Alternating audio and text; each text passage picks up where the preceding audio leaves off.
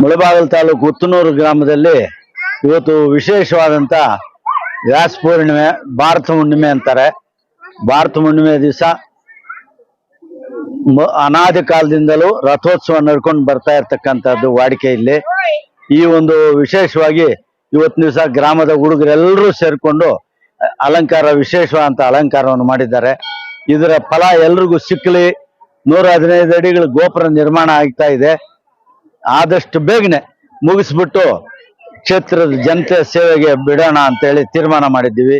ಹಿರಿಯರು ಎಲ್ಲರೂ ಇದ್ದಾರೆ.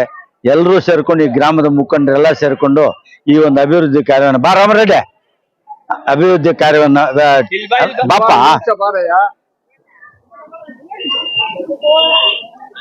ರಾಮರೆಡ್ಡಿ ಅವರು, MLA ಮುನಿಯಪ್ಪ, BM ಮುನಿಯಂಕಪ್ಪ, ವೆಂಕಟೇಶಪ್ಪ, ನಂದೀಶು, ಇನ್ನ ಹುಡುಗರು ಎಲ್ಲರೂ ಇದ್ದಾರೆ, ಗೋಪಾಲಪ್ಪ, ಇವರೆಲ್ಲರೂ ಸೇರ್ಕೊಂಡು ನರಸಿಂಹಪ್ಪ, ಸುಮಾರು ಜನ ಎಲ್ಲ ಈ ಒಂದು ಕಾರ್ಯ ನಿರ್ವಿಘ್ನವಾಗಿ ನಡೆಯಲು ವಿಶೇಷವಾದಂತ ಒಂದು ಅನುಮತಿಯನ್ನ ಕೊಡ್ಬೇಕು ಅಂತೇಳಿ ಈ ತನುಮನ ದನಗಳಿಂದ ಜನಗಳನ್ನ ಬೇಡ್ಕೊಳ್ತಾ ಇದ್ರು.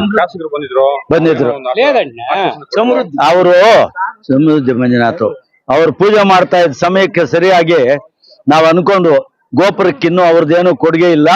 ಅವ್ರ ಕೊಡುಗೆಯಲ್ಲಿ ಈ ಗೋಪುರದ ಕೆಲಸ ನಿರ್ಮಾಣ ಪೂರ್ತಿ ಆಗ್ಬೇಕು ಅಂದ್ಕೊಳ್ತಾ ಇರ್ಬೇಕಾದ್ರೆ ವರ ಕೊಟ್ಟ. ಅದನ್ನ ಅವ್ರ ಬಾಯಿಂದಾನು ಹೇಳಿದ್ರು, ನಾನು ಏನನ್ನ ಮಾಡ್ಬೇಕು ಅನ್ಕೊಂಡೆ, ಅದೇ ಸಮಯಕ್ಕೆ ವರ ಕೊಟ್ಟಿದ್ದಾನೆ ಅಂತ. ಅದರಿಂದ ಭರವಸೆ ಕೊಟ್ಟಿದ್ದಾರೆ. ಮುಂದೆ ಸಹಾಯ ಆಗುತ್ತೆ ಅಂತ ನಂಬಿಕೆ ಇದೆ.